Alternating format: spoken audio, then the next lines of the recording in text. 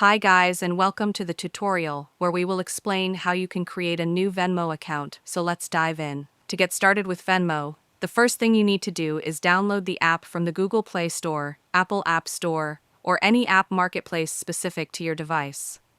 The app supports both Android and iOS and can be installed on your smartphone or tablet.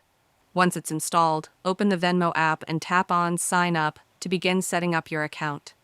Even if you're new to Venmo, the registration process is very simple.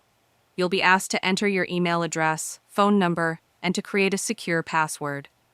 Make sure your email and number are both valid and accessible, and for your password, use a strong combination of letters, numbers, and special characters, ideally at least 20 characters long.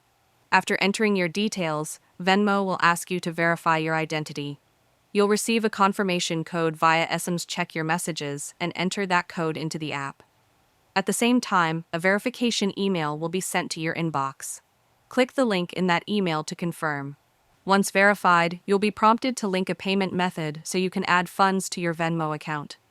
Venmo supports bank accounts, credit cards, and debit cards.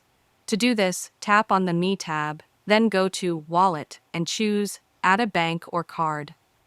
Depending on what you pick, you'll be guided to enter either your bank account info or card details. The app may also request access to your contacts during setup. Granting this permission allows Venmo to automatically find people in your phone book who already use the app, making it easier to send or receive money. And once your account is created, you'll also appear in their Venmo contact list. After you complete all of these steps, your Venmo account is ready to use. To send or request money, just tap the Pay or Request button. Type the person's name or number, enter the amount, and submit. Venmo processes most transactions instantly, and you can either withdraw your balance to your linked bank or use it for in-app purchases.